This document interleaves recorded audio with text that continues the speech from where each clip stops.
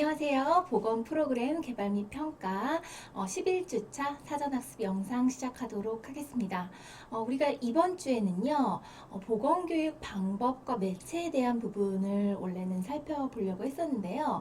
지난주에 이제 조별 활동을 하면서 많은 학생들이 이제 조별 활동 내용이 좀 많다, 해야 될 분량이 너무 많다라는 의견들이 있어서 제가 그 부분을 조금 조정을 했습니다. 그래서요, 우리는 이번 시간에 사전학습 영상으로서 지역사회 보건 프로그램에 대한 부분을 함께 학습을 해볼 거고요.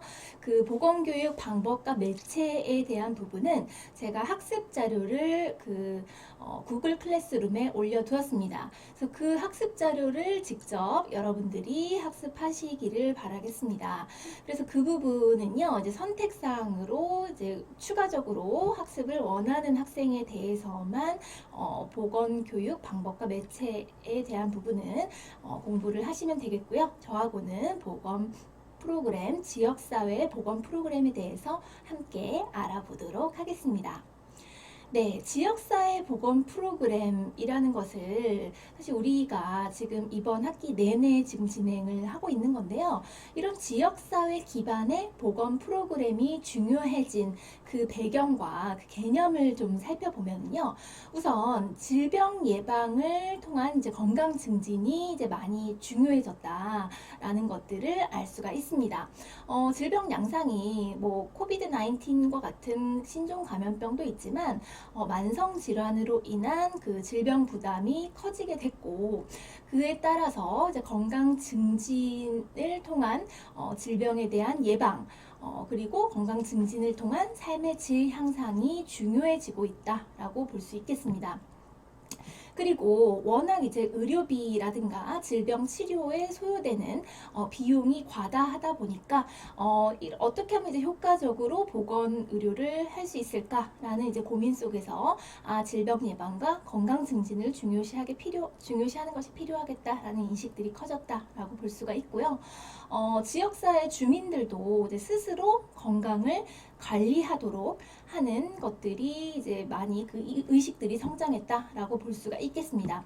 그래서 지역사회 보건 프로그램이라는 것은요, 결국 국민의 건강을 유지 증진하고 질병을 예방하는 적극적인 측면으로서의 보건 교육이라든가 아니면 건강 보호라든가 질병 예방 활동과 같은 이런 건강 증진을 지역사회 중심으로 이제 제공하고자 하는 흐름이다라고 보시면 되겠습니다.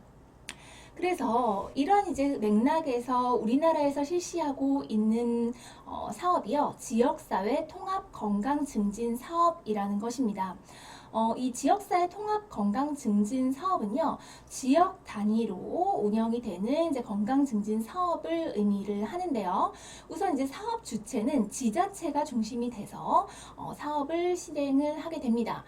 주로 하는 내용들은 우리가 건강 증진이라고 이야기를 하는 보건 교육이라든가 건강 보호라든가 질병 예방 서비스 같은 것들이 여기에 포함이 된다라고 볼 수가 있고요. 그래서 금연 절주 신체 활동 영양 비만 아니면 구강보건이나 신내열관 질환 예방 관리, 그 밖에 이제 재활, 방문 건강, 치매 관리 같은 것들이 운영이 되고 있습니다.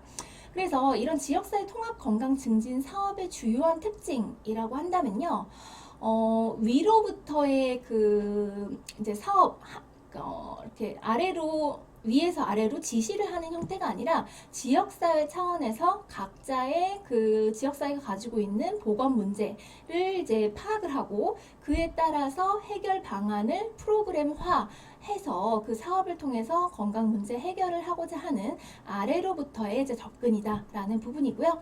그리고 다양한 이런 건강 증진 영역들이 있는데 이 건강 증진 영역들을 개별적으로 그냥 접근하는 게 아니라 통합적으로 사업 영역 간의 경계를 허물었다라는 게 그 특징이라고 볼 수 있겠습니다. 그래서 지금 현재 진행되고 있는 지역사회 통합 건강 증진 사업의 비전과 전략을 나타낸 것인데요. 우리 건강 증진의 이제 비전에서 건강 형평성 제고라는 것이 있었죠. 그래서 이 지역사회 통합 건강 증진 사업의 전략은 주민의 건강 수준을 향상하고 건강 형평성을 제고한다라는 부분이고요. 그 추진 전략으로서 특히나 이 헬스 플랜 2020이라고 부르는 그 우리나라의 국민건강 증진 종합 계획의 주요 목표를 이제 달성하고자 한다라는 부분입니다. 그리고 이런 목표를 달성을 위해서 지자체가 자율적으로 계획을 수립을 하고 이제 평가까지 진행을 한다라고 보시면 되겠습니다. 그래서 실제 이 운영되는 이 지역사회 통합건강증진 사업의 추진 체계를 보면은요, 그 핵심은 이제 시도와 시군구라고 볼 수가 있고요. 기초자치단체와 광역자치단체고, 이들이 이제 직접 운영을 하기가 조금 어렵기 때문에 시도 차원의 이런 이제 통합건강증진 사업지원단이라는 것을 꾸려서 운영을 하게 됩니다. 그리고 이런 것들을 이제 정책적인 차원에서 이제 서포트를 하는 게 보건복지부와 한국건강증진개발원이라고 하는 보건복지부 산하의 공공기관이라고 보시면 되겠죠. 그 밖에 이제 보건의료 정보 시스템에 대한 것들은 사회보장정보원이라고 하는 공공기관, 그리고 인력 교육에 대한 부분은 한국보건복지인력개발원에서 지원을 하고 있습니다.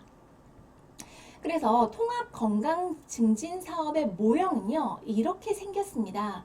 우선 대상군을 그 생애 주기별로 임산부, 영유아, 아동청소년, 성인, 노인으로 나누고요. 그 밖에 이제 건강 취약 계층으로서 장애인과 한부모 가정, 다문화 가정, 학교 밖 청소년 등의 인구 집단들을 대상으로 하게 됩니다.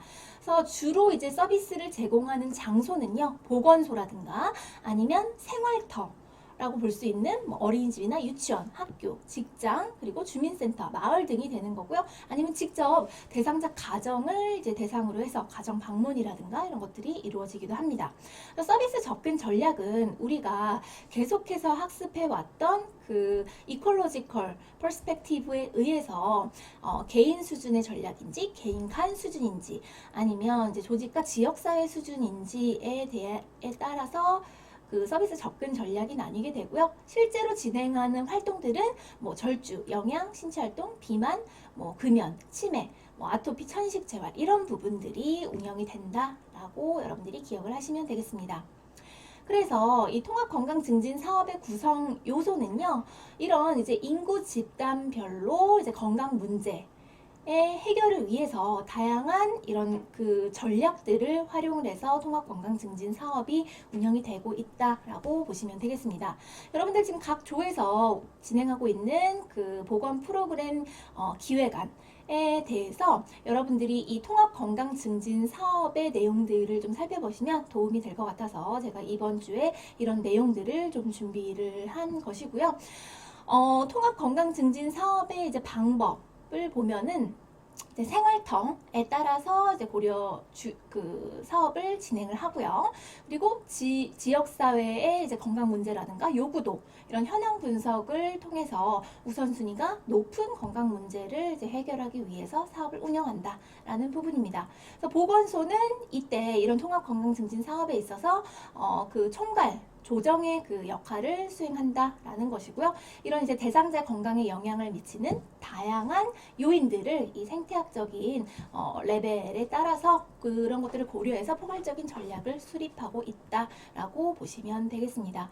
보다 우리 구체적인 내용들은요, 수업 시간에 함께 살펴보도록 하겠습니다. 네, 사전학습 영상 여기까지입니다. 고생 많았습니다.